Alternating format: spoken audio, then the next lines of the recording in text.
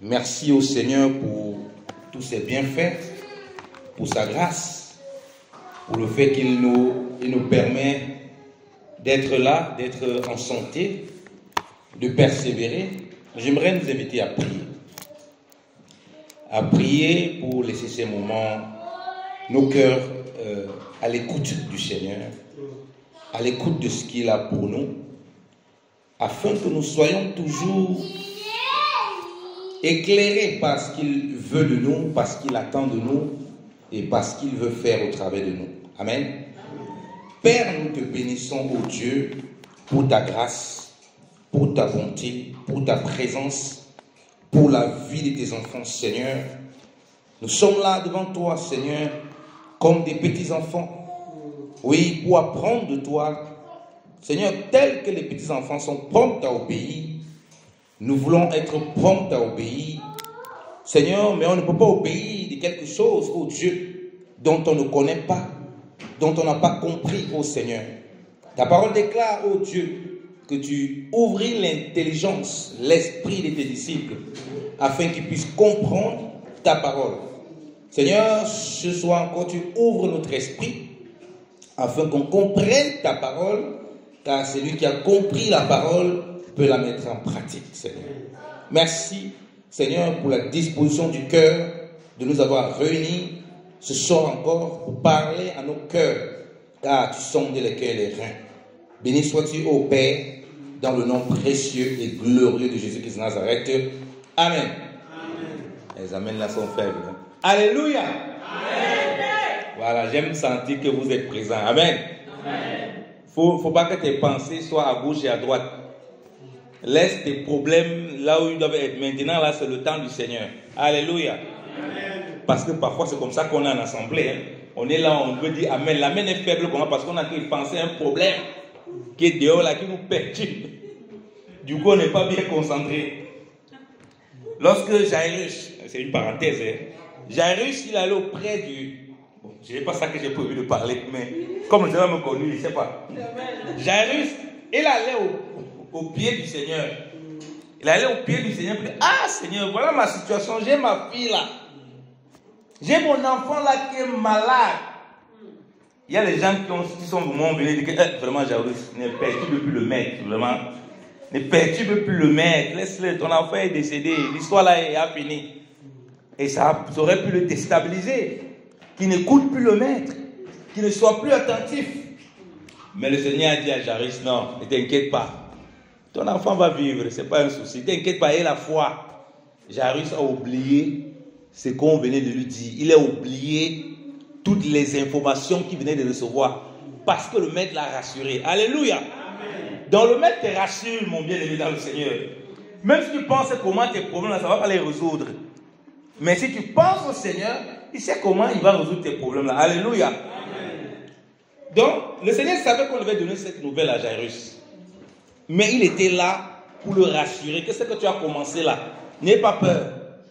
Ne t'attends pas aux nouvelles qui viennent à gauche et à droite et qui peuvent te déstabiliser. Je le dis parce que parfois nous le voyons beaucoup parmi les chrétiens. Tu vas même voir quelqu'un qui est en train de prier, subitement il se lève, c'est comme s'il veut bagarrer avec quelqu'un. Il commence à parler d'un problème qui comme s'il veut bagarrer. Il a une querelle avec quelqu'un. La querelle se retrouve dans sa prière parce qu'il n'est pas concentré, il est perturbé. Ne nous laissons pas perturber. Amen. Amen. Le Seigneur, il est toujours présent, il n'est jamais en retard. Nous allons continuer. Je bénis du Seigneur qui me permet, je ne m'attendais pas à parler autant, qui nous permet d'enchaîner des jours comme ça pour parler. Ça fait beaucoup, hein? C'est une grâce que je vis là. Bon, le Seigneur sait ce qu'il a commencé. On a commencé à parler, nous avons parlé de la bonne terre et nous avons parlé des arbres fruitiers. Je vais continuer sur les arbres fruitiers parce que, avec le psaume 1, on a parlé de l'arbre qui est le résultat de celui qui a les regards plongés dans la loi de l'Éternel, qui fait de la loi ses délices. Hein? On aime dire, fais de l'Éternel tes délices, dans ton cœur désire. Si tu fais du Seigneur ses délices, ton cœur va désirer que les choses de Dieu. Donc si on dit fais de l'un des délices, et de ton cœur désir. Si ton cœur commence à dire les choses du monde, ce n'est pas de l'Éternel que tu vas faire des délices. Hein? Si tu fais de Dieu des délices, mais tu vas chercher que les choses qui sont agréables à Dieu. Parce que ton cœur sera conforme au cœur de Dieu. Donc on a vu que on compare l'arbre qui produit l'arbre saisonnier. Parce qu'on va voir un autre type d'arbre aujourd'hui. L'arbre saisonnier là, il médite la loi jour et nuit. Il prend plaisir dans la voie du Seigneur. Et on parlait des fruits, comme j'ai dit, nous avons produit les fruits parce que c'est ce que les gens mangent. C'est ce que nous-mêmes nous mangeons. La parole du Seigneur que nous mangeons, il y a tout. Il y a les fruits, il y a la nourriture solide, il y a la viande, il y a les légumes, il y a tout. Alléluia. Amen. Mais nous voulons prendre des fruits parce que les fruits, c'est difficile de voir les gens qui ne consomment pas les fruits. Premièrement parce que les fruits, ça a du sucré. L'homme aime un peu le sucré. Vous voyez, si tu es quelqu'un de serviable, même si quelqu'un te déteste comment, il va quand même venir vouloir profiter de tes services parce qu'il sait que tu as cette capacité à aider. Donc, tu es sucré dans ce sens, il t'aime pour ça. Même si ce n'est pas intérêt, c'est quand même quelque chose qu'il a vu en toi, qui peut faire en sorte qu'il se rapproche de toi. Bon, si tu n'es pas serviable, je ne sais pas s'il va venir te demander un service. Donc, on demande le service à ceux qui servent. Donc, on a vu que cet homme, il trouve sa racine dans le Seigneur. Et donc, on parlait des fruits saisonniers. J'ai pris un exemple. On n'est pas confronté tout le temps à la maîtrise de soi. On n'est pas confronté tout le temps à la maîtrise de soi. Quand nous avons le fruit de l'esprit, on nous présente dans Galates chapitre 5 le fruit de l'esprit, on peut le voir comme une grappe. Vous voyez les grappes de raisin, il y a plusieurs raisins, et parfois, quand vous achetez le raisin, il y a une partie qui peut être un peu pourrie pour retirer, et le reste est en bon état. Quand nous marchons avec le Seigneur, tout ce que j'ai dit, le fruit doit mûrir. C'est pourquoi il faut être patient envers les uns les autres. C'est pourquoi il ne faut pas courir dans la vie chrétienne. C'est très important ce que nous partageons par rapport aux fruits. C'est pourquoi il ne faut pas chercher à violer les étapes. Aujourd'hui, les hommes essaient de violer les étapes en voulant faire les nourritures qui sont rapides, les fruits avec les OGM, les organismes génétiquement modifiés. Et on voit aussi que ça a des conséquences sur la santé. Là, c'est un. Et premièrement, c'est qu'on perd tous les nutriments, toutes les vitamines diminuent énormément. Pourquoi? Parce qu'on veut à tout prix que la chose qui est aujourd'hui là, demain, ça produit. C'est pourquoi c'est la course au capitalisme, la course à l'amour des biens, des richesses. Or, ce n'est pas comme ça que Dieu veut que nous fonctionnions. Donc, quand quelqu'un a cru au Seigneur, parce que c'est une question qu'on me pose souvent beaucoup, c'est pour ça que c'est important. Les gens veulent vite savoir, oui, j'ai reçu quel appel, qu'est-ce que je dois faire? Les gens veulent faire plein de choses. Alors que c'est juste encore une jeune pousse. C'est-à-dire qu'il a besoin de grandir. Prends le temps dans la parole. Voilà pourquoi on a dit qu'il prend son plaisir dans la loi de l'Éternel et il la médite jour et nuit. Il y a des chrétiens qui veulent commencer même à prêcher, mais ils ne connaissent même pas la moitié des Écritures. Je ne demande pas de connaître dans sa tête. Même lire, il n'a jamais lu la moitié. Mais il veut commencer à parler de quoi? Tu veux parler de quoi? Des choses que tu ne connais pas. Tu peux prendre une lettre. Tu expliques à quelqu'un, tu as pris la lettre, tu as lu la moitié de la lettre, tu commences à expliquer à quelqu'un. Qui peut faire ça? Pourquoi les choses même naturelles n'enseignent pas les gens, mais c'est des choses spirituelles dans lesquelles les gens veulent se mettre. Voilà pourquoi on a beaucoup d'aventuriers dans l'œuvre de Dieu. Les gens sont tellement pressés. Et du coup, les gens grandissent avec des fruits qui sont acides. Des fruits qui ne sont pas bons. Quelqu'un vient pour avoir un rôle de conducteur. Il n'a pas la patience. Il veut battre sur tout le monde. Il n'a pas le recul. Il a un problème avec quelqu'un. Il va prendre ça, il va convertir en prédication. Il va bombarder. Ça ne va pas. On va voir les frères et sœurs qui sont là pour chanter. Au lieu de glorifier le Seigneur, ils vont se faire la bagarre les uns les autres. Parce qu'ils ne sont pas connus. Peu importe, ce n'est pas le degré de connaissance des révélations, non. C'est le degré de fruit. Tu peux avoir la connaissance n'importe comment. Tu n'es pas un fruit. Tant que tu ne vis pas ce que tu dis là, tu n'es pas encore au stade du fruit. Ta connaissance passe au stade du fruit. Quand ce que tu dis, tu vis. Ce que tu dis, tu ne vis pas, mais c'est stérile, ça ne produit rien. Et ça, c'est ce qu'on a confondu. Quelqu'un vient, peut-être qu'il a les dons, parce que Dieu, parfois, il fait des choses extraordinaires. On ne veut pas asseoir, assois-toi d'abord. Les dons, ce n'est pas ça. Là, c'est les fruits. Laisse d'abord les fruits, mon ami. Tu vas courir. Et ça va te faire mal. Tu t'assois, tu instruis, tu grandis, et c'est là où tu vas savoir comment utiliser ces dons. Et c'est ça le problème qu'on a dans l'église. Parce qu'on va parler de quelque chose qu'on ne connaît pas, qu'on ne maîtrise pas. Parce qu'on est nouveau. Donc ça prend du temps. Donc il faut déjà prendre le temps, comme dit dans la prière, dans la parole de Dieu, pour que le fruit commence à germer. Et un des fruits que j'ai touché la dernière fois, dans Romains chapitre 6, on a parlé de quoi? De la sainteté. On a dit qu'on a pour fruit la sainteté. Dans d'autres traductions, la sanctification. Là-bas, les deux vont ensemble. Ce n'est pas un problème, on va l'expliquer aujourd'hui. Voici un fruit donc qui n'est pas un fruit saisonnier. Je vous ai parlé, j'ai dit que dans le psaume 1, on parle qui donne son fruit en sa saison. Ça, c'est bien pour notre marche. Et puis j'ai cité un fruit, parce que je savais que si le Seigneur le permet, on y reviendra.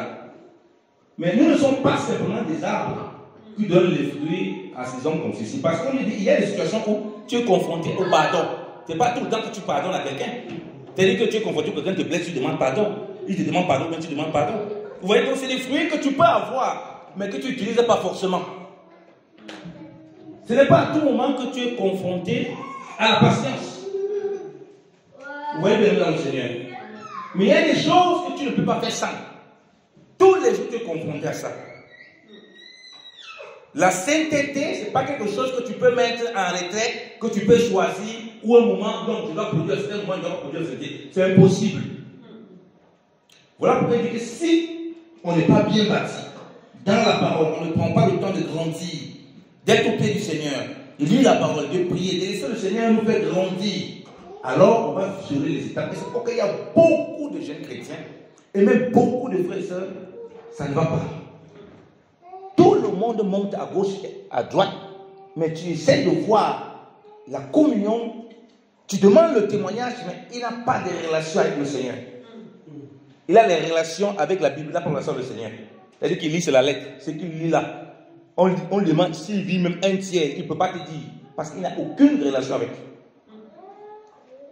Il y a des chrétiens, moi je ne trouve pas normal qu'un chrétien, depuis qu'il est dans la foi, la Bible a combien de livres, il ne peut pas te dire.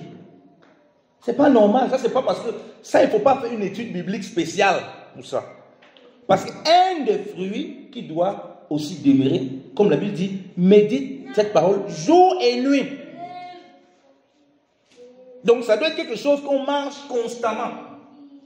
On dit souvent dans le monde que le sucre c'est le carburant, parce qu'on a besoin du sucre dans notre corps, du glucose, tout ça. Hein? Mais on a besoin de tout le temps.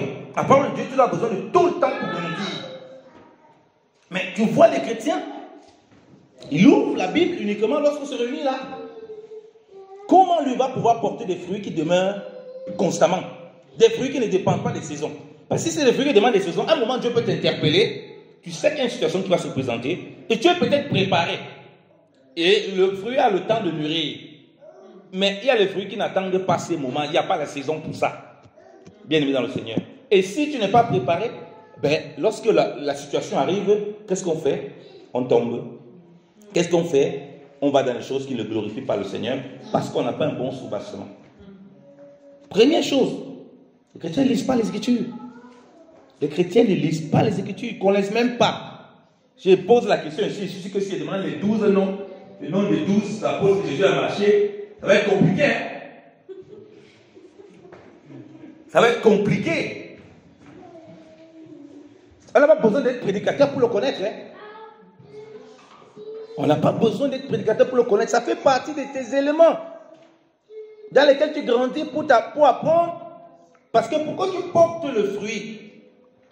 La parole de Dieu, c'est la base. Comme on a dit, il prend son plaisir dans la loi de Dieu, la médite jour et nuit. C'est la base pour que tu produises les fruits saisonniers, mais aussi pour que tu produises les fruits qui traversent toutes les saisons. Comme tu n'es pas seulement un arbre pour une saison, donc pour dire non, ça c'est seulement ta saison. Non. Toutes les saisons, il y a aussi des types de fruits que tu dois produire. La parole va toujours être haut, à tes lèvres. Alléluia. Amen. Dieu dit à Josué que ce livre de la loi ne s'éloigne pas de ta. Donc, si tu ne manges pas constamment, comment ça va pas s'éloigner de ta bouche? Il faut que, pour que ce soit là, il faut que ce soit tout le temps en train de la manger.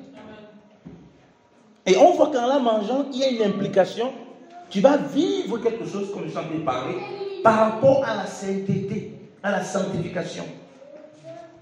Parce que lorsque tu es tout le temps dans la parole de Dieu, tu peux voir les choses qui ne vont pas dans ta vie. Tu peux voir les choses que tu fais tant pour moi, qui ne sont pas conformes à ce que le Seigneur veut. Mais si toi, tu n'as pas cet appui dans la parole, tu peux à un moment croire à tes yeux que tu marches toujours correctement. Voilà pourquoi il parlait de la sainteté qui s'appuie sur la parole. Ce n'est pas en fonction de toi, comme dit qu'on parle de sainteté et des péchés, parce que les gens ils définissent la sainteté en fonction des choses qu'ils ont définies. Je ne fume pas, je ne bois pas, ça c'est pas la sainteté. Ça c'est pas la sainteté. Il y a des païens là-bas qui ne font pas ça. Mais ils ne sont pas saints. Ils ne sont pas du tout saints. Ça c'est inclus dans la sainteté, mais ce n'est pas la sainteté. La sainteté, c'est que c'est le Seigneur, lui qui se forme en toi et qui détruit la vie des péchés et les œuvres de la chair. Donc tu peux pas venir faire les calculs humains. C'est pourquoi les gens ne lisent pas la parole. Regardez, je parlais de la sainteté, non? Regardez la sanctification, regardez ce que la Bible dit. Merci Saint-Esprit. 1 Timothée chapitre 4, vous le connaissez ce passage, on va lire. 1 Timothée chapitre 4, merci Saint-Esprit.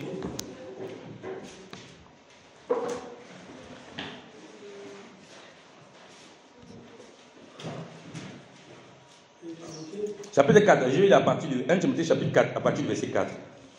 Il est dit, car tout ce que Dieu a créé est bon, et rien ne doit être rejeté, pourvu qu'on le prenne avec action de grâce, parce que tout est sanctifié par la parole de Dieu, par la prière. Alléluia. Vous voyez un aspect de la sanctification. Le païen n'a pas ça. Vous et moi, on nous dit, ce que nous mangeons, ce que nous consommons, et les choses sont sanctifiées par la parole de Dieu et par la prière. Donc vous voyez qu'il y a une action de sainteté, de sanctification, de purification, de nettoyement que le Saint-Esprit opère, que nous-mêmes nous ne réalisons pas, que nous ne comprenons pas, lorsque nous sommes dans la parole et lorsque nous sommes dans la prière. Alléluia. Or, la prière rejoint aussi un des éléments qu'on ne peut pas faire sans. Comme il y a des choses qu'on ne peut pas faire sans. On ne peut pas faire sans la foi. La Bible dit que sans la foi, il est impossible d'être agréable à Dieu. On ne peut pas faire sans la prière. Le Seigneur nous dit de prier sans cesse. Vous voyez? On ne peut pas faire sans la sainteté. La Bible nous dit que nous appelle des saints. Vous voyez? Donc ce sont des choses qui doivent résulter et qui doivent être là constamment. Voilà pourquoi je vais parler d'un fruit qui est dans toutes les saisons. Quand j'ai compris que prier, lire la parole me sanctifie, mon approche n'est plus la même. Le païen qui n'a pas ça, il va dire, ah, moi je... C'est pourquoi les gens veulent se justifier à leur propre. Tu sais, moi je ne fume pas, moi je ne prends pas la drogue. Non, mon ami, tu demeures un pécheur. Tu meurs, tu ne pars pas au ciel. Parce que le ciel, on n'entre pas avec ce genre de calculs. On n'entre pas avec ce genre de calculs. Et beaucoup de chrétiens sont comme ça. Ils ne lisent pas la parole. Jusqu'à ce qu'on lui montre ce passage, comme j'avais montré à un frère. Et si tu ne lis pas la parole, quand toi tu parles de sainteté que tu parles là, tu parles de quoi? Puisque tu as juste un aspect. Oui, la Bible dit de ne pas faire ça, je n'ai pas fait ça. Mais la Bible a tellement de choses qu'elle dit de ne pas faire. Toi, tu as choisi ce que toi tu parviens à faire. Si on regarde les choses que tu ne parviens pas à faire, alors on explique ta sainteté là comment? Vous comprenez que lorsque vous et moi on est dans la lecture de la parole, on est dans la prière comme nous le faisons, il y a un processus de sanctification qui se met en place. Voilà pourquoi il vous a parlé du fruit. Et c'est de là maintenant que va découler beaucoup de choses peut-être qui peuvent nous déranger ou le Seigneur a besoin d'opérer dans nos vies. Mais ce n'est nullement. Vous comprenez pourquoi les gens font toujours les vœux de l'année. Je ne vais plus fumer cette année. 2003, cigarette c'est fini. 2003, concubinage c'est fini. Mon ami, ça il va tenir 2 mois. Il est même prouvé scientifiquement, les espoirs, les études sur les gens. 88% des personnes après 6 mois, après avoir déclaré que je vais telle résolution comme ceci là, tous ont abandonné leur résolution. Parce que ça ne marche pas comme ça. Si c'était capable de marcher comme ça, on n'a pas besoin de Jésus-Christ. Mais ça ne marche pas comme ça. Et gloire soit rendue à Dieu, parce que si l'homme pouvait arriver à comme ça sans le Seigneur, c'est qu'il entre au ciel sans Dieu. Il n'a pas besoin de Jésus, il n'a pas besoin de Dieu pour ça. Mais là, on a besoin du Seigneur. Prière et lecture de la parole, tu es sanctifié. Donc voilà par là que ça commence. C'est pourquoi on a dit que l'homme là, qui plonge le regard dans la loi parfaite de l'Éternel, qui prend son plaisir, il est un arbre. On commence à voir des fruits qui commencent à sortir de lui. Et un fruit important qui sort de lui, c'est la sainteté. Voilà pourquoi un chrétien ne peut pas rester tout le temps qu'il vit des péchés. Ce n'est pas possible. Il faut se poser la question s'il est chrétien toujours. Ou bien s'il a vraiment Dieu. Il y a un problème. Et comme il dit, ça peut arriver aussi qu'il est mal enseigné. Parce qu'elle est venue, on a commencé à le faire courir dans la santé partout. On a commencé à vouloir le faire des choses. Au lieu d'abord qu'il s'assied, il commence par la parole. C'est lui qui lise. On n'a pas besoin qu'il comprenne tout. Ce n'est pas ça le plus important. Qu'il lise, qu'il prenne le temps avec le Seigneur. Qu'il ait une vie de prière. Donc quand un jeune converti vient, pour que les fruits commencent à se former, on le prend, on l'amène dans une vie de prière, dans une vie de lecture de la parole. Comme il ne connaît même pas encore tout ce qu'on vient de partager, ça le sanctifie, tout ça. Il ne connaît pas. Il y a quelque chose qui s'opère en lui. Il commence à voir beaucoup de choses qu'il ne parvenait pas à faire, qu'il commence à faire. Alléluia. Amen. Il commence à voir beaucoup de choses qu'il ne parvenait pas à laisser, qu'il parvient à laisser. Alléluia. Ce n'est pas parce qu'il aura pris une résolution, je ne vais plus fumer. C'est faux. Il va fumer dans 3 mois. Ce n'est pas parce qu'il aura pris une résolution, vraiment, je ne dors plus avec les hommes, je ne vis plus dans le concubinage. Mon ami, dans 2 mois, on va te revoir encore, tu vas changer de copain, tu vas changer de copain. Ça ne marche pas comme ça. Ce n'est pas la vie de l'esprit, ça. Il faut arrêter de tromper les chrétiens. Ça, c'est la vie de la religion. Et les chrétiens qui vivent comme ça, eux-mêmes, ils vivent, eux-mêmes, ils ne vivent pas, ils n'ont pas l'assurance du salut. Et même, ils ne sont pas sûrs. Parce que le diable a pensé qu'il culpabilise tout le temps. Les choses sont mises pour nous recadrer. Pour qu'on retourne au maître. Mais pas pour qu'on retourne vers les choses, pour qu'on regarde. Donc, quand la Bible va nous mettre, par exemple, ne vis pas dans l'impudicité. Ce n'est pas pour que toi, tu commences à combattre l'impudicité avec ta chair. Tu ne vas pas t'en sortir. Quand la Bible dit ne vis pas dans l'impudicité, tu commences à dire, si tu commences à voir l'impudicité, tu comprends que tu dois rentrer auprès de qui? Du maître. Ça veut dire que tu t'es écarté un moment du maître. Ou bien ça veut dire qu'il y a un aspect du maître que tu n'as pas compris et tu t'es exposé. Mais si tu crois que tu vas dire non, à partir de maintenant, c'est fini. Je ne vois plus le bonhomme, mon ami, tu vas le voir dans 2 mois. Parce que tu crois que ça veut la bagarre humaine. Si ce n'est pas par le Saint-Esprit, tu ne peux pas. Retourne à lire la parole de Dieu, apprends le temps dans la prière, comme on a lu là. Tu vas voir la sanctification s'opérer. On n'aura pas besoin de te dire que ne regarde pas quelque chose. Ça ne va même pas passer dans ton esprit. Alléluia. C'est ça la vie de l'esprit. C'est cet été que il y a les gens qui les listes des choses qu'ils doivent faire, ils ne doivent pas faire. Tu vas t'en sortir, mon frère. On ne vit pas la foi comme ça. Donc, toutes les instructions sont données pour que tu aies quand même un champ. Parce que parfois, la société peut être vague pour toi. Tu peux avoir un problème avec quelque chose de particulier, la colère, tout ça. Dieu t'interpelle. Il y a la colère. Mais tu ne peux pas combattre ça par toi-même. Mon frère, tu sais que tu vas être un colérique. J'ai un témoignage, je me rappelle un témoignage, j'ai écouté d'un serviteur de Dieu. Il y a quelqu'un qui était allé, il était allé gêner et prier pendant 3 jours pour la colère. Gêne, il prie pendant 3 jours. Et Dieu, il prie. Il vient, il dit que non, vraiment Dieu l'a délivré de la colère. Il arrive, la femme va fermer la maison. Il attend. la femme ne vient pas encore, il chante encore les cantiques, alléluia, gloire à Dieu.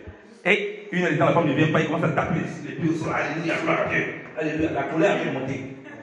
Quand la femme vient, il commence à dresser la femme. Donc tout le temps de jeûne et prière qu'il a fait, ça servi à quoi alors? À rien. Puisque lui, jeûne et prie, ce n'est pas pour regarder au maître, mais c'est pour regarder à lui. Donc voilà pourquoi tu ne peux pas sectionner la sainteté. Parce qu'il dit la sanctification est un fruit. Tu ne peux pas diviser le fruit là. C'est un fruit qui se forme en toi, où il peut avoir des défauts, et Dieu va venir corriger ces défauts pour que le fruit continue à mûrir et à grandir. Voilà pourquoi, quand le Seigneur nous déclare saint, Dieu t'a déclaré saint, ce n'est pas quelqu'un qui peut te rendre saint.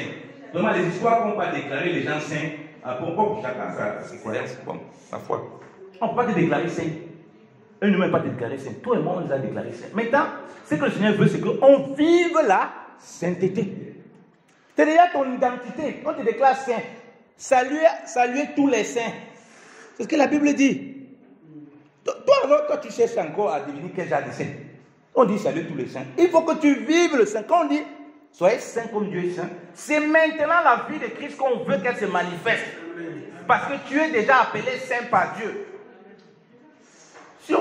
Ça a l'air vraiment simple, mais c'est très subtil, ce basculement qu'on ne comprend pas ces choses dans le Seigneur, et ça peut nous faire perdre beaucoup de temps. Et une fois, il y a un frère qui était venu me voir en privé, qui prêchait la parole de Dieu. C'était un frère qui était extrêmement dur, très dur, très dans la lettre. Moi, je rigolais souvent beaucoup. Alors, il parlait beaucoup de sainteté. Moi, je rigole quand je n'ai pas de sainteté, ils n'ont pas compris ça. Je rigole, mais c'est que ce qu'il dit là, lui-même, il ne sait pas ce qu'il dit. Il-même, sait. Et lui-même, il avait des sérieux problèmes. Il avait des problèmes sérieux.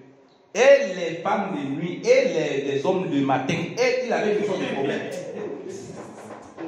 Mais nous, on ne sait pas. Voilà un monsieur qui parle devant les gens. Il est d'une violence. C'est la lettre. Il bombarde. Il dit que si tu sais, il faut continuer à citer. Tu vas t'arrêter toi-même un moment. Que si tu continues comme ça, là, ça, tu te trompes. Ça, c'est la religion des hommes. Ce n'est pas selon Christ. Alors, à un moment, il m'appelle. Il se confie à moi, c'est homme de Dieu. Il me parle des problèmes qu'il a eu dans le ministère, tout ça. Il se confie à moi. Il me dit vraiment, j'ai tel problème. Malgré que j'essaye de vivre dans la sanctification, je fais tout vraiment pour plaire au Seigneur. Je vis dans la sainteté, je ne vis pas dans ça. Je lui pose encore la question, quand tu dis que tu vis dans la sainteté, tu identifies la sainteté par rapport à quoi? Il fait encore la même erreur, comme beaucoup font. Il me cite un nombre de choses. Il dit, frère, ça c'est ce que toi tu cites. Mais si le Seigneur lui se met, toi et moi, une fois à soir, il commence à citer, toi et moi, il croit qu'on va baisser la tête. On ne pourra pas parler de sainteté. Hein? Il dit que, mais tu fais tout ça, qu'est-ce qui ne marche pas? Il dit qu'il ne comprend pas. Il a les hommes du matin, les femmes de nuit, les dames du soir, les mères de l'après-midi. Il a toutes sortes de problèmes spirituels. Il ne dort pas.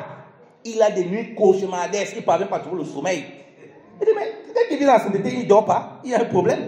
Moi, il dort et rentre. Si tu ne dors pas, il y a un problème. Ben, tu es dans le repos du Seigneur. Et il ne comprenait pas. Je vais lui lire un passage. C'est le passage là qu'il a délivré. Parce qu'il n'avait pas compris. Lisons 1 Corinthiens chapitre 1. C'est en tout cas, il dit que si ce n'est pas le point d'entrée, il n'a pas compris que c'est un fruit. Parce qu'après, je l'ai expliqué comment il doit comprendre et comment il doit vivre la sainteté par la foi. La sanctification par la foi. Et non pas parce qu'il a un ensemble de choses qu'il fait qui va le rendre pur. C'est faux. C'est pourquoi aujourd'hui tu fais des choses qui semblent être correctes. Demain Dieu t'interpelle. Tu arrêtes de les faire. C'est parce que tu es un fruit qui grandit. Paul dit que quand j'étais un enfant, dans 1 Corinthiens chapitre 13, je parlais comme un enfant. Je jouais comme un enfant. Je raisonnais comme un enfant. Mais quand je grandis, je n'ai pas pu ainsi. La sainteté ou bien le comportement d'un enfant n'est pas comme un grand. Donc, et c'est les erreurs aussi que certains conducteurs font. Tu ne peux pas te prendre comme l'unité de mesure et comparer ta sainteté ou bien ta marche avec une brebis qui vient d'arriver dans le Seigneur ou bien avec une brebis qui a certains problèmes. Ce n'est pas possible. Parce que si c'est un enfant, il aura encore les problèmes d'un enfant. Ne le condamne pas. Explique-lui la chose pour qu'il grandisse. Et en grandissant, s'il est consacré dans la prière et dans la parole, je vous dis, le problème qu'on a, c'est parce qu'il n'y a pas la consécration dans la prière, la parole. Il y a beaucoup de choses qui disparaîtront d'eux-mêmes. Alléluia. Il a dit, mais il y a beaucoup de choses. Parce que les gens viennent, homme de Dieu, homme frère, j'ai tel. Il dit, frère, quelle est ta vie de prière?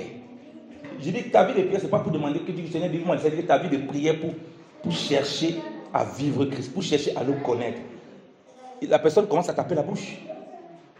Quel est le temps que tu passes dans la parole? Moi, je dis à certaines personnes souvent, moi je lis. Je lis seulement, je rends grâce et ferme. Il y a peu qui ne le font pas. Et du coup, chaque fois qu'il lit, c'est pour aller chercher quelque chose pour impressionner sa femme, pour impressionner les frères. Du coup, il se reste là, il ne connaît même pas lui-même les Écritures. Parce qu'il y a une partie qu'il n'a jamais lue. Quand on lit ça, c'est toujours dans la Bible là. Oui, c'est dans la Bible. Parce que toi, tu ne prends pas le temps pour chercher le Seigneur comme il faut. Tu as tes calculs que tu fais. Tu pars dans la Bible quand tu vas avoir une discussion avec quelqu'un. Ah, ils sont beaucoup comme ça, hein, les chrétiens. Quand il va avoir un débat avec quelqu'un, la nuit là, sa femme va le voir. Il est dans les correspondances publiques. Non, chérie, je dois avoir un débat avec quelqu'un là. La femme, tous les jours, ne le voit pas en que de lire la Bible. C'est le jour là qu'elle le voit, il se bat dans les Écritures. Comment il va produire des fruits qui demeurent? Et après, c'est pourquoi c'est la guerre de la chair qui s'installe. Et la guerre de la chair, la vie de prière, de lecture de la parole, les méditations, elle est compromise. J'ai dit qu'on va lire 1 Corinthiens chapitre 1. Il dit ce que j'ai dit, j'avais instruit ce bien-aimé frère pour qu'il comprenne, lui qui enseignait déjà des gens. Bon, quoique je pense qu'il n'était pas mûr pour enseigner. 1 Corinthiens chapitre 1. La Bible dit ceci.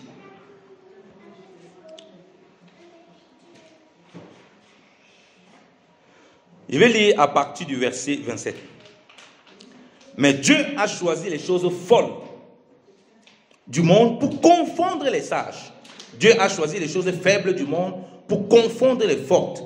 Et Dieu a choisi les choses viles du monde et celles qu'on méprise, celles qui ne sont point, pour réduire à néant celles qui sont. Regardez comment Dieu a fait son plan. On dit, verset 29, afin que nulle chair ne se glorifie devant Dieu. Or, c'est par lui que vous êtes en Jésus-Christ, lequel de par Dieu a été fait pour nous. Disez bien ça. Pour nous. Christ a été fait pour nous. Quoi? Sagesse, justice, sanctification et rédemption. Afin que, comme il est écrit, que celui qui se glorifie dans le Seigneur. Amen. Amen. Christ m'a été fait sanctification. Si je n'ai pas compris ça, ce n'est pas le point de départ. J'aurai une compréhension de la sanctification, oui, certes, mais je n'aurai pas une compréhension accomplie pour vivre pleinement la sainteté. Un enfant de Dieu qui a reçu Christ, on dit ici, nous tous avons reçu le Seigneur dans notre cœur. Nous avons reçu le Maître. C'est-à-dire qu'à ceux qui l'ont reçu, il a donné le pouvoir d'être enfant de Dieu. Quand tu le reçois, tu n'as pas seulement reçu le Sauveur. Tu n'as pas seulement reçu le Seigneur. Tu as reçu la sanctification. Or, comme lui, c'est un fruit qui demeure parce que lui vit éternellement. Ce n'est pas donc un fruit des saisons. Est-ce que Jésus c'est ton sauveur par saison? Bon, c'est une saison, il n'est pas ton sauveur, tu vis un peu comme tu veux. Et une autre saison, il est ton sauveur. Non. Il est ton sauveur pour l'éternité. Il est ta sanctification pour l'éternité. Donc tu comprends que la sanctification découle de lui. Le fait de marcher et vivre dans la sainteté, être purifié, nettoyer des choses qui ne glorifient pas le Seigneur, c'est parce que tu as reçu Christ et c'est à lui que tu regardes, c'est à lui que tu t'attaches. Ainsi, dans les choses que tu lis dans la Bible, que tu vois, que tu ne parviens pas à faire, c'est vers lui, celui qui est ta sanctification, que tu dois aller. Ce n'est pas d'essayer de faire les choses là par toi-même. Parce qu'on dit que, en tant que quoi? En tant que celui qui se glorifie, c'est glorifié dans le Seigneur. Mais si ce n'est pas toi-même, tu vas te glorifier de toi. Si tu commences à regarder des défauts, ce n'est pas au même que tu regardes qui est ta sanctification. Tu vas commencer à venir donner des témoignages ici. Vraiment, je me suis beaucoup battu. Comment je me suis battu finalement? Non, j'ai vécu, j'étais très fort sur ça. Tu vas les témoignages qu'on entend déjà. Où est le Seigneur? Ça ne sert à rien. Je vais vous donner encore un témoignage. J'aime beaucoup les témoignages qu'elle parle. Un serviteur de Dieu au Cameroun qui me raconte une histoire. On appelle les gens pour témoigner.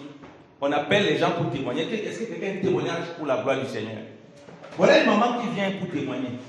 Il y a une maman qui vient pour témoigner. Elle dit Alléluia, bien-aimé dans le Seigneur. Vraiment, moi je suis servant du Seigneur. Moi j'ai toujours été bien dans le Seigneur. Je n'ai jamais volé. Je n'ai jamais menti. Je n'ai jamais fait de mauvaises choses. Le pasteur s'est levé. Il a dit maman, pardon, va t'asseoir. Jésus n'a pas besoin de toi. Va t'asseoir, Jésus n'a pas besoin d'elle. Puisque dans tout ce qu'elle dit, Jésus-Christ n'a aucune gloire. C'est elle qui a toute la gloire. Je n'ai jamais. Donc c'est toi qui es mis au centre. Alors que quand tu fais des efforts étant en Christ, c'est le Seigneur que tu élèves. Alléluia. Amen. Du coup, on va te demander que c'est quoi ton secret? C'est quoi ton secret pour la sanctification, pour la sainteté? Tu vas dire c'est Jésus-Christ de Nazareth. Alléluia. Amen. Ce n'est pas parce que j'applique une telle technique, je fais comme ça. C'est en fonction de ça que je suis devenu pur. C'est faux. Ce n'est pas vrai. Ça, c'est un autre évangile. Ça, il faut évangile ça. Et c'est pour ça que parfois on bataille pour rien. Laisse tes résolutions. Voici la résolution. Ta résolution de cet été. Voici ta résolution. C'est Christ qui est ta sanctification. Amen. C'est de lui que tu dois découler le reste. Si tu le comprends comme ta sanctification, tu veux commencer à aller faire des choses qui ne sont pas droites. Même si ce n'est pas écrit dans la Bible, il va t'interpeller. C'est ça qu'il faut comprendre.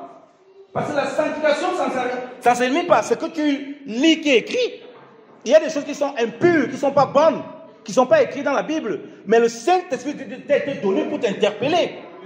Mais si tu fais la sainteté en fonction de ce qui est écrit, du coup, tu peux faire quelque chose qui n'est pas bien. Tu dis, ah, c'est interdit ou dans la Bible, c'est pas écrit, donc il peut faire.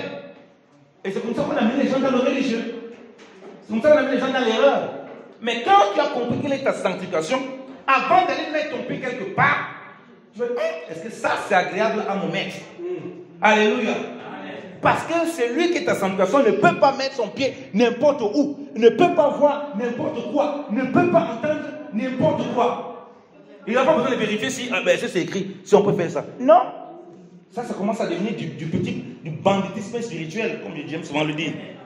Où on choisit les choses qui nous arrangent, qui nous plaisent pour satisfaire notre chair. J'ai dit ça, c'est un fruit qui demeure éternellement. C'est un fruit qui demeure en toutes les saisons. Il n'y a pas une saison où tu peux être saint, une autre saison tu es impur. Je connais un bien-aimé. Cette bien-aimée-là, elle danse un peu dans sa foi. Quand elle a commencé à vouloir vivre avec les hommes, elle s'est coupée de tout le monde. Même pendant 6 mois. Et après, un jour, elle est après. Ma soeur, on te cherche depuis. Tu es où, bien-aimé? Ah, mon frère, je vivais un peu dans le péché là. Je m'étais un peu installé dans le péché. Vraiment, c'est pour ça que je me suis coupé. Mais c'est pas possible. Un enfant de Dieu ne peut pas raisonner comme ça. Parce qu'elle n'a pas compris que la sainteté, la sanctification, c'est Jésus-Christ. Tu ne peux pas à un moment dire que tu mets de côté. Ce n'est pas un fruit des saisons. C'est dans toutes les saisons. Tu pars ici, vous savez, on a les temps de fruits, il y a les fruits de telle saison. Mais ça là, la sainteté, jamais. Parce qu'on dit, vous avez pour fruit en Christ quoi? On a lu Romains 6, la sainteté. En Christ, toute ta vie et ta marche avec moi. C'est là où on parle. J'ai dit que je prenais Jérémie, disons Jérémie. Voici Saint-Esprit. Jérémie 17. Jérémie 17. Et c'est pourquoi c'est important d'avoir confiance au Seigneur dans chaque chose qu'on fait.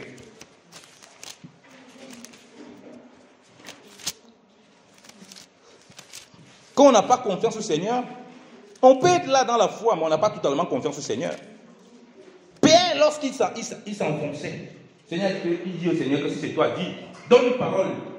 Je marche sur l'eau là, il commence à marcher. Il y a la tempête qui commence à faire, il commence à avoir peur, il descend. Seigneur, sauve-moi, aide-moi. Le Seigneur le prend, le Seigneur dit quoi? Pourquoi tu as douté? Où est passée ta foi? Le manque de confiance est souvent ce qui fait en sorte qu'on essaye de vivre les fruits qui demeurent, les fruits qui ne passent pas. C'est-à-dire que les choses, comme il dit, les choses qu'on ne peut pas faire sans. On ne peut pas faire sans la foi, c'est impossible. On ne peut pas faire sans la prière, c'est impossible. On nous demande de prier sans cesse.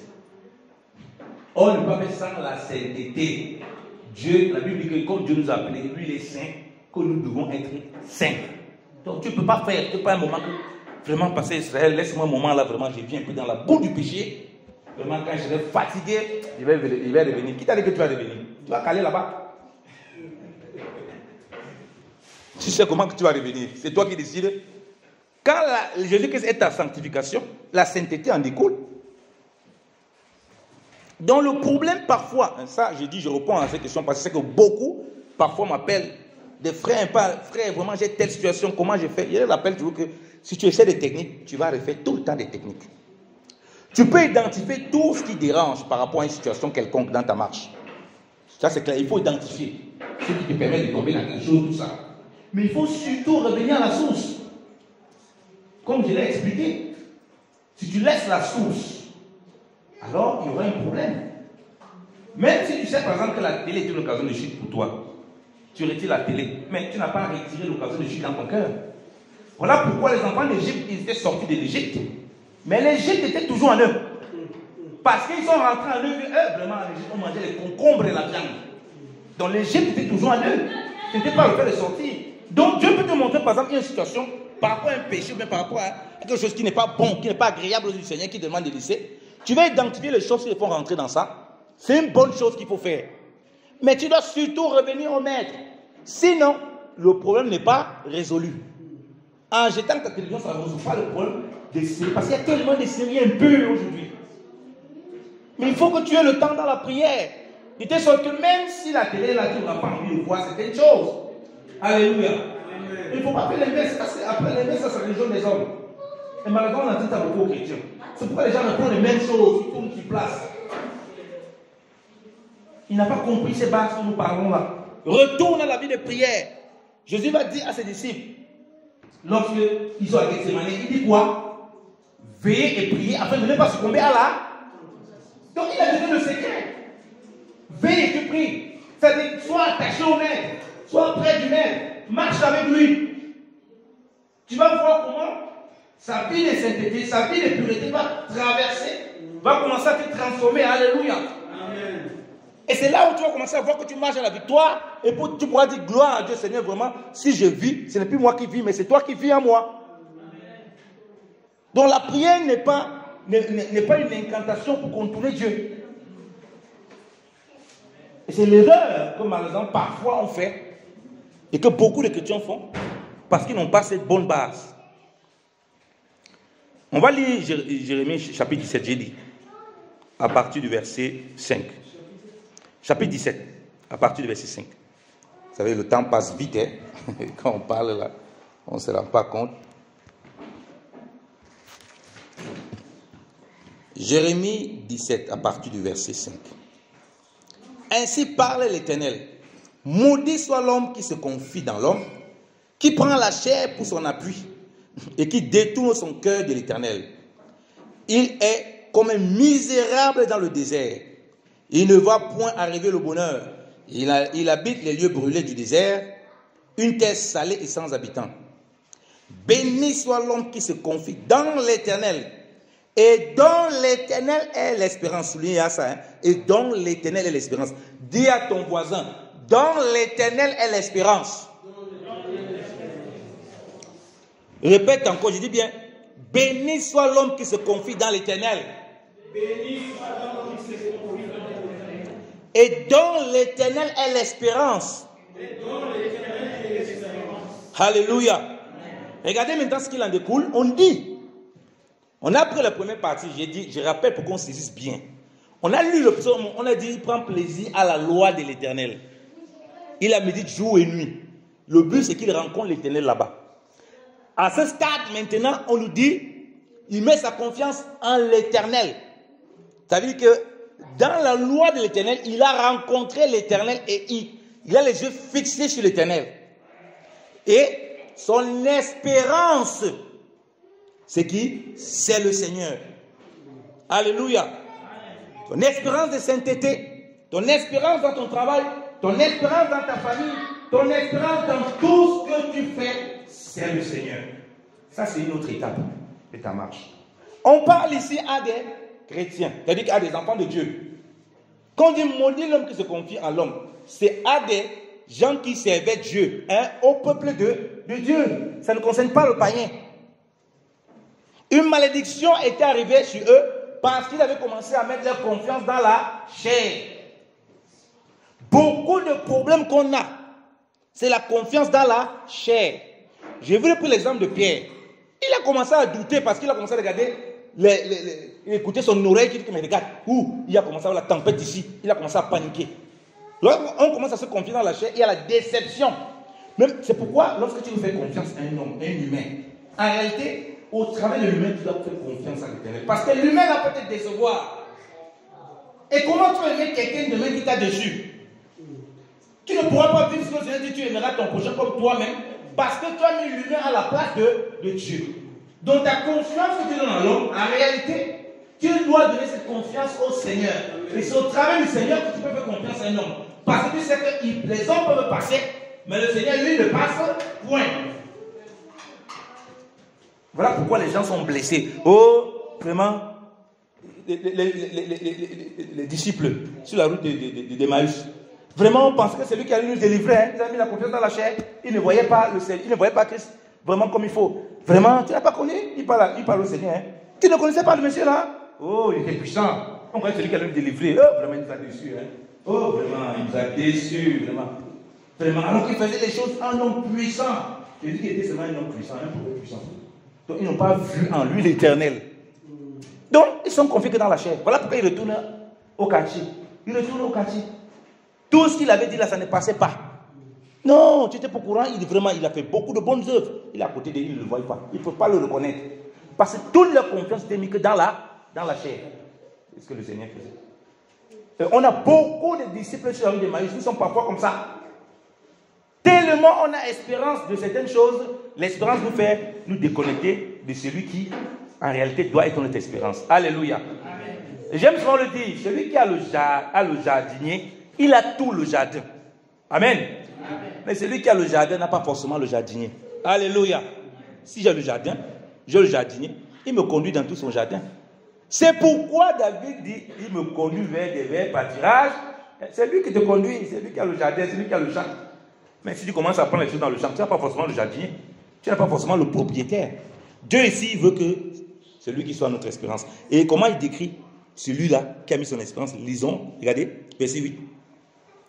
Il est comme un arbre planté près des eaux et qui étend ses racines vers le courant. Il n'aperçoit point la chaleur quand elle vient et son feuillage reste vert. Oh. Dans l'année de la sécheresse, il n'a point de crainte. Il ne cesse de porter du fruit. Alléluia. Alléluia. Premier niveau pour porter des fruits, comme il dit, par saison. Tu plonges et regardes dans la loi de l'Éternel. Tu prends plaisir à la loi de l'Éternel. Tu la bénis jour et nuit. Là-dedans, elle t'amène à un autre stade. C'est que c'est maintenant l'Éternel qui est ta confiance. Parce qu'au travers de tout ce que tu dis là, ça fait en sorte que tu t'approches davantage à Dieu et non davantage aux choses de Dieu. C'est deux choses bien distinctes. Parce que quand tu viens dans la maison de Dieu, tellement il est bon, il te donne des bonnes choses. À un moment, tu peux laisser le Seigneur verra que tu es trop bon, tu vas donner beaucoup de bonnes choses. Au revoir, tu commences à prendre les choses que le Seigneur t'a données, tu te balades avec. Ce qui se passe malheureusement dans notre marche. C'est pourquoi on a du mal à vivre, comme j'ai dit, ce type de fruits qui demeurent constamment, et notamment dans le cas, comme j'ai dit, de la sainteté. C'est pourquoi au moment où on dit que le frère là, il n'avait pas de l'argent. Maintenant qu'il commence à avoir un peu de l'argent, on commence à voir l'orgueil. Alors que c'est un frère qui ne parlait pas, on commence à voir donc ces mauvais fruits. Qu'est-ce qui s'est passé? Parce qu'en plongeant les regards, il faut qu'ils grandissent, il faut qu'ils comprennent que dans tout ce que je fais, au travers de tout ça, peu importe ce que j'ai, je ne dois pas abandonner le regard sur le Seigneur. Alléluia. Donc celui-là, il pleuve, il neige. Vous voyez que nous sommes des arbres aussi qui donnent des fruits qui ne dépendent pas des saisons. Alléluia. Amen. Qui est sécheresse ou pas, le fruit sort. C'est-à-dire que qui est difficulté, qui est complication, Vous connaissez les fruits là? Un des fruits, la joie. Alléluia. La Bible dit que celui qui sait Christ, le royaume de Dieu n'est pas le manger, le boire, mais la paix, la joie, la justice par le Saint-Esprit. On dit que celui qui sait Christ ainsi, il est approuvé de Dieu, il est aussi, il est agréable à Dieu, il est approuvé des hommes. Alléluia. La joie n'est pas un fruit que tu peux avoir pendant un moment. Non. Tu dois l'avoir constamment. Parce que c'est ça qui te permet d'avoir le repos dans le Seigneur. On dit bien que quand il y a un moment désertique, ça veut dire que dans ta vie, il y aura le moment désertique. La Bible dit que réjouissez-vous, je vous le dis, réjouissez-vous. Soyez toujours joyeux. Vous voyez, c'est des choses qu'on ne peut pas faire sans. Il y a deux choses qu'on peut faire sans. C'est-à-dire qu'il y a un moment que tu n'as pas. Mais il y a des choses que tu dois avoir tout le temps. Mais il faut que ton regard soit sur le Seigneur au-delà de toutes choses. Parce qu'à un moment, tu n'as pas les choses que même Dieu lui-même t'a promis. Tu ne les as pas. Mais il ne veut pas que tu regardes, Seigneur, vraiment, regarde, je n'ai pas. Il dit, regarde à moi. Et c'est là où tu commences à vivre vraiment. Tu vis la sainteté d'un certain niveau. Donc, c'est pas oui. Parfois, c'est ce qui nous arrive. Ah, je traverse cette situation, j'ai mis telle situation, c'est pour ça que je n'aime pas abandonner la prière, c'est pourquoi je suis un peu retourné à mes mauvaises habitudes. Non. Ça veut dire un moment, quand quelqu'un fait comme ça, même s'il lit la Bible comment, quand il lit là, ce n'est plus le Seigneur qui cherche. Ce n'est plus le Seigneur qui est son espérance. Il est bien l'enfant de Dieu. Mais à ce moment-là, c'est la chair qui a commencé à dominer. Il a commencé à mettre sa confiance dans ses propres efforts. Il a commencé à mettre sa confiance dans sa propre sagesse, même sans s'en rendre compte. Et ça nous arrive parfois, nous. Il faut être honnête. Mais aujourd'hui, le Seigneur veut nous faire comprendre qu'il veut que nous portons des fruits aussi qui n'ont pas de saison. J'ai cité la joie, j'ai cité la paix. Il ne faut pas mettre une saison pour la paix. Tu dois être en paix en tout moment. Et vous savez bien que le monde dans lequel on vit nous pousse pour qu'on ne soit jamais en paix. Nous pousse pour qu'on ne soit jamais en joie. Et j'ai pris la sanctification principalement parce que c'est ce que le Seigneur me mettait dans le cœur, pour qu'on comprenne que c'est un fruit. Donc ne frustre pas un frère, ne tape pas sur un frère, sur un bien-aimé, si tu vois que c'est des choses qui ne vont pas trop. Prends, explique-lui. Si c'est vraiment un enfant de Dieu et qu'il prend ses bases dans la prière, dans la parole, tu vas voir que sa vie va être transformée au nom de Jésus. Mais si tu viens seulement, tu cites, oh, il t'a pas mis là-dedans, tu vas faire ça. Il va essayer tout le temps, il va essayer pour te faire plaisir. Mais dans le lieu secret, il continue toujours. Voilà pourquoi la sainteté, c'est un fruit qui vient en maturité, c'est un fruit qui grandit. Et là, la personne pourra obéir tant devant les gens que devant surtout, et surtout devant le Seigneur. Parce que c'est au Seigneur que la personne s'est attachée. Je vais m'arrêter là. Vu le temps qui est passé, que le Seigneur vous bénisse abondamment, qu'il nous bénisse encore, qu'il nous remplisse la parole au nom de Jésus-Christ. Amen.